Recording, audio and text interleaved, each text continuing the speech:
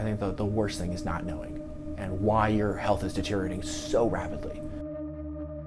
The fact that we knew now what we were dealing with, the only question that was on my mind that I could think to ask was, how long is this going to take? She said 2 to 3 years.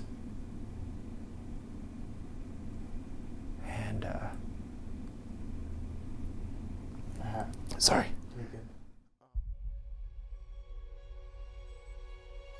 My life was all focused on what was the next area of land I can explore, what was the next hike to check off, what was the next river I could descend, all while being in this community that supported that. You're very much saying, what was I going to do tomorrow? What was I going to do next week? Who can I do that with? Let's go experience life. I was operating about 200 days in a boat, kayaking on various rivers in the southeast. I'd get about 60 to 70 ski days in when I'd come back out in the winter. And it was incredibly fulfilling. At the end of 2016, the summer, I had worked for Falling Creek for my 5th year in a row. We were leading a variety of kayaking trips, from day trips to week-long trips, anywhere from Class 1 to Class 5 whitewater, depending on the skill set of the campers that we had going with us. It was about September of that year in 2016 that my body stopped bouncing back as fast. It was 3 days of paddling, got to see a lot of really close friends, and by the time I came home, I needed to sleep for 4 or 5 days. And I was like, this isn't normal. Over the course of those 2 weeks, as my health started deteriorating, I went back to urgent care and then ER as well, a total of 4 times. And every time I'd wait for an hour, hour and a half in the waiting room.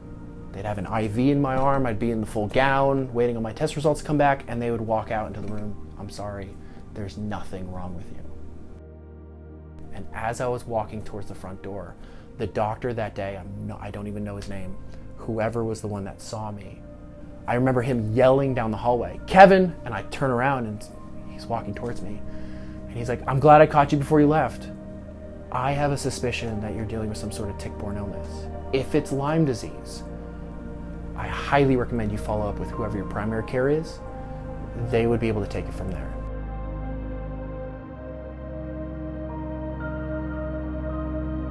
When you're bedridden, you have a lot of time in your hands to think. As long as your mind operates on a level where you can actually think. That wasn't quite there early on in this process.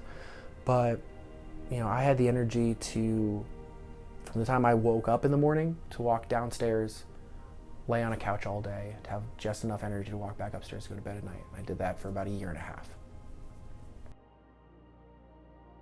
And the worst of that was between December of 2016 and about February, March of 2017. And then things started lightening up. Some of the symptoms I was dealing with are getting less. And then it was June of that year in 2017 that I stopped having that monthly die-off to the antibiotics that I was having, that gave me the green light and my doctor the green light to be like, boom, we're moving forward.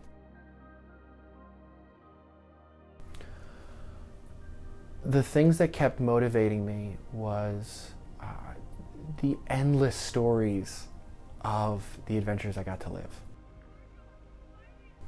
The spontaneous stories of having laughs with people you didn't think you'd become lifelong best friends with, and all of a sudden you hit that point where you realize this is going to be somebody I know for life. It was kayaking on the various rivers in North Carolina. There are hardened memories that I have of camp, I have of you, I have of a lot of people that I can name right now. That each individual person at some point was a touchstone to make the hellhole that I was living in endurable.